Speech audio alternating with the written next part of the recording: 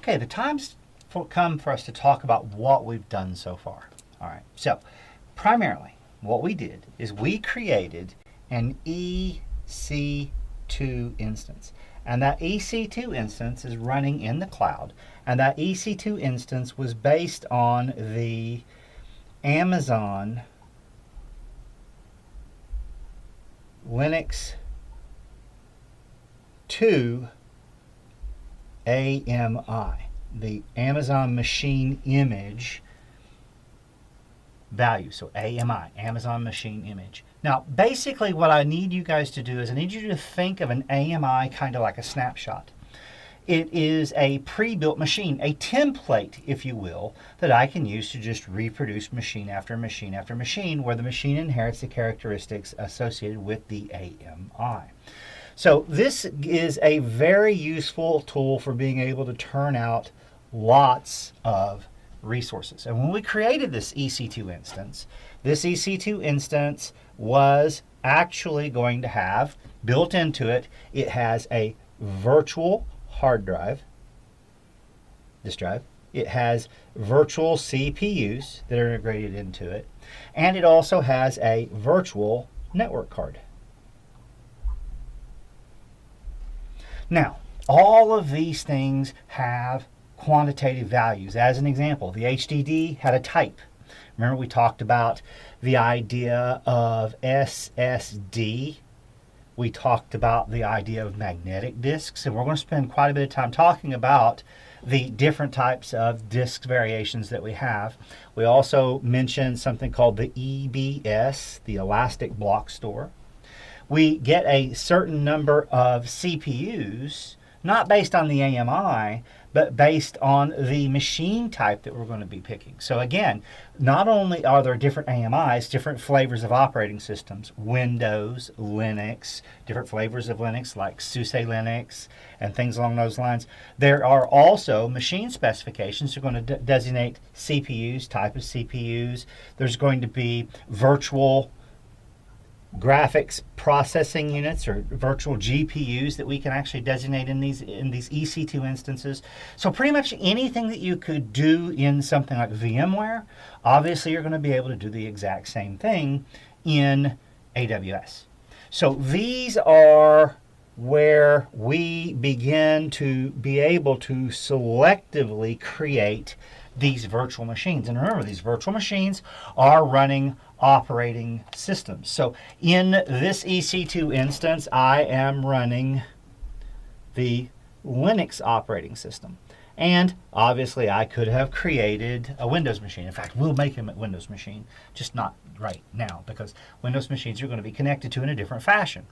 And that's what I want to talk about right now, because when it really comes right down to brass tacks, what we do every time we create an EC2 instance, the EC2 instance is going to be the equivalent of my virtual machine. However, remember we have these network resources. And these network resources allow communication to come into our device, and it also allows communication to exit our device. Now, when we do this, and by device I'm talking about the EC2 instance itself, so it's a virtual construct. What we do every time we create an EC2 instance is we associate that EC2 instance with what is referred to as a security group. Now, I said I wanted everyone to think of security groups like firewalls, but it's not part of the EC2 instance. That's the first thing that I want you to keep in mind. And that is going to be that at the end of the day, these firewalls are kind of bolted into the EC2 instance. So they're attached to it. They're not inside it. And when we look at this, the object of this particular construct, this security group, is to only allow permitted type of traffic. And when we did our build, we allowed only traffic coming from port 22 to actually come into this firewall. And that traffic is then going to be passed through the security group into the EC2 instance. And that is going to be what we're going with, and that is going to be that these resources are designed to permit traffic through. So security groups are like firewalls, they're kind of like filters. At the end of the day, what's going to end up happening is I specify the traffic that is going to be allowed to reach the EC2 instance in the security group.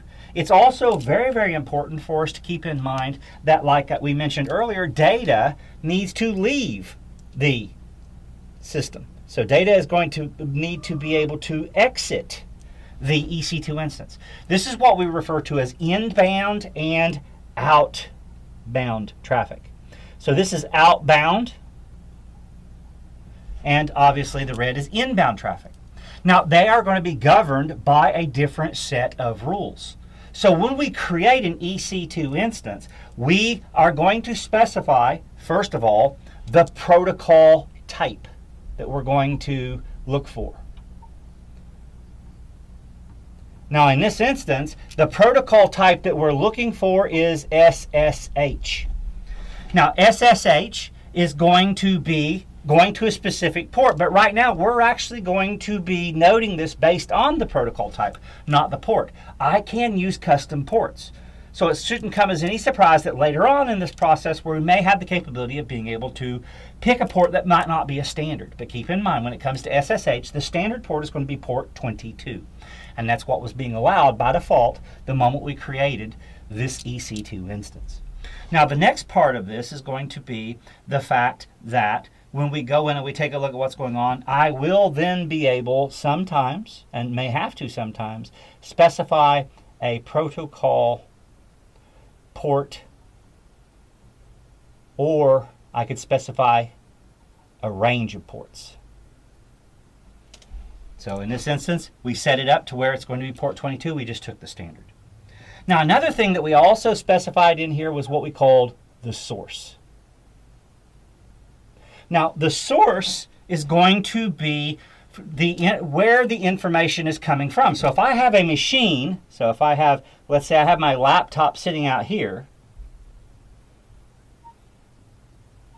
and my laptop is what I'm using to connect to this resource, keep in mind this device is going to be typically connected to some type of router, and that router is going to have an IP address affixed to it. It's going to be an IP address.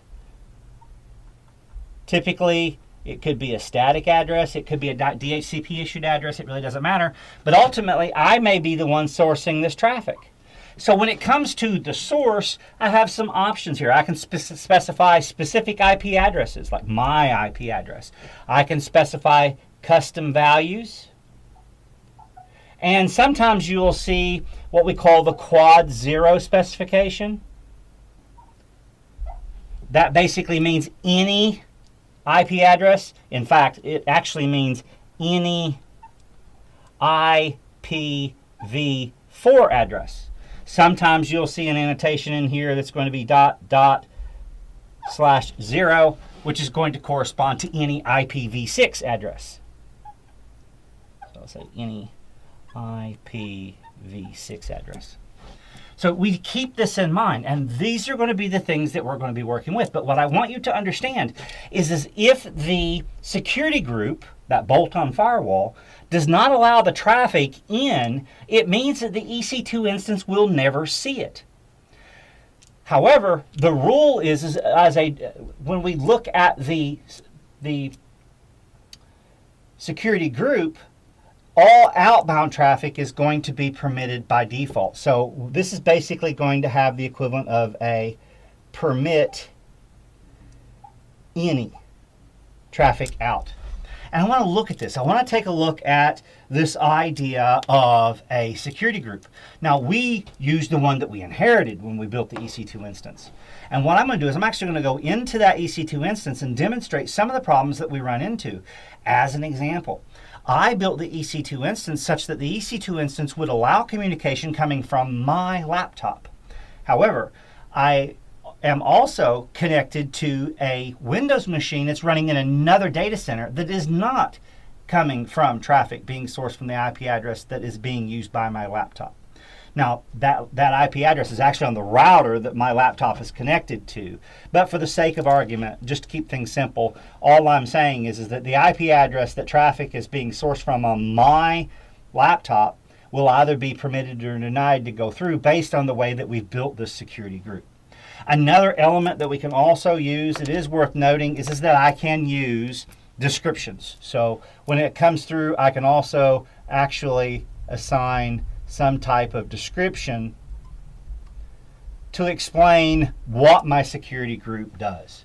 Now, I have my own way of doing this. I personally like to have security groups set aside for the purposes of being able to manage it. So I might have, say for instance, a Windows security group and a Linux security group created, because the Windows machine is going to use a different configuration than, say, a Linux machine is going to use with regard to ports and things along those lines, the protocol types. Because Windows machines, remember we said they're going to use a protocol called RDP, Remote Desktop Protocol, and we'll talk about that before the end of this module. But what I want to do is I want to have a firm understanding of what happens with these security groups, and the best and the easiest way to be able to do that is going to be to fire up our connections and test things out. Because what I'd like to do is I'd like to manipulate these.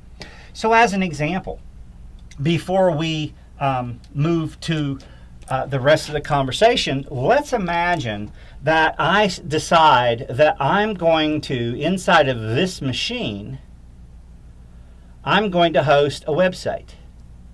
So I have a virtual machine that's running the HTTP daemon. And the object is that I want this particular EC2 instance to act just like a regular server. It's just in the cloud. Now, currently, the way everything is set up, the only port that's being allowed is port 22, and our Windows or our server is going to traditionally be accessible on port 80 when it comes to HTTP services. So the object that we're going to find here is unless we modify the security group, it will not be possible for traffic to actually reach the HTTP service running inside of our EC2 instance. So never lose sight of the fact that the security group is an attachment to the EC2 instance. It exists outside of the EC2 instance. It applies its rules as traffic comes into the EC2 instance before anything that's running in the EC2 instance can function. So as an example, if I enabled firewall services inside of the EC2 instance, that would be a second layer of security that I would be implementing. And in certain circumstances, I may want to do that. However, what I want to do right now is let's go ahead and talk about the security group. Let's make some modifications after we explore what is going on in our topology with regard to the security group that we currently have and its normal mode of operations. All right, so let's get our hands dirty and dive right in. I'll see you guys in that video.